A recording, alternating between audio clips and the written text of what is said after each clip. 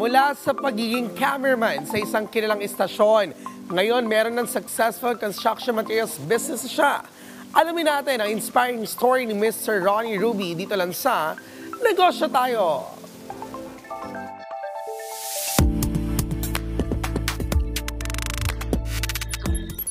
Mahalagang gumamit ng durable at mataas na kalidad ng construction materials sa paggawa ng isang establishmento.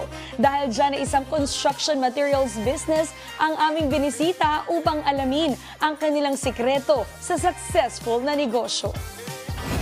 Mga kanegosyo, with me, Mr. Ronnie Ruby. So, Sir Ronnie, how did you start with your business? Ano po ba yung trabaho natin dati? Alam mo, nag-umpisa lang ako as empleyado ng as cameraman sa isang istasyon na kilalang isang istasyon dito sa Pilipinas. Paano nyo naisip na from being a cameraman, from being unemployed, nag-business po kayo?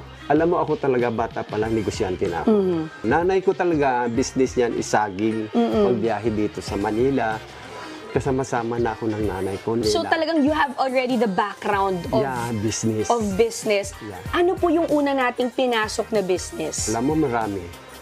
Alam mo, sa totoo, ako lagi naglalako. Kahit ano tinitinda ko, mga saging o mga damit. Sir, I want to know, paano tayo napasok sa construction business? Siguro, kuwan na rin ng Panginoong Diyos. Ito na siguro ang destiny ko.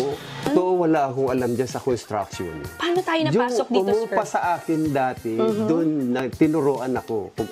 Abi sa akin, nung umuupa sa akin dati, Mr. Ruby, baka gusto mo ikaw na magpatuloy nito. Talagang nalulugi na sila eh. Abi ko, wala akong alam dyan. Hindi, tuturuan ka naman ng tuturuan ka naman ng mga tao ko. Yun, naglakas loob ako. Hindi ka ba natakot, Sir Ronnie, na naroon yung wala kang struggle, alam ma'am. wala ka alam sa construction, tapos papasukin mo ito na bigla na lang ibinigay sa'yo.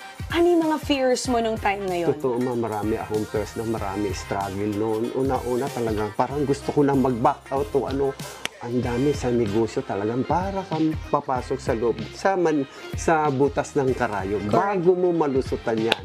Pero pag nalusutan mo na yon, ang sarap sa pakiramdam. Easy na ang pagnenegosyo. Kaya yung mga nakikinig o nanonood ngayon, kaunting tiyaga lang, kaunting tapang. May mararating yung tiyaga ninyo. Sir Ronnie, ano ba yung mga tips na pwede nating ibahagi sa kanila? Para umunlad talaga yung negosyo mo, maging tapat ka sa kapwa mo. Maging tapat ka sa customer mo. Hindi lang sa customer, pati magsusupply sa iyo.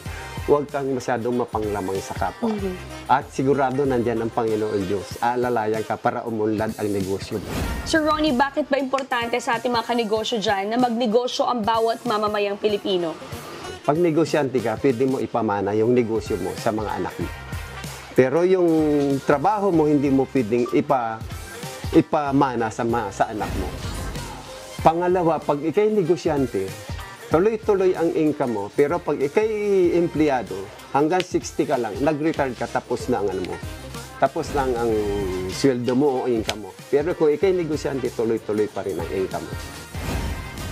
Kung ikaw ay may pangarap, grab it and never let it go. Yan po ang aral na ibinahagi sa atin ni Mr. Ronnie Ruby. Panibagong business story at business tips na naman ang pag-uusapan natin sa susunod nating pagkikita. Kaya naman tara, negosyo tayo!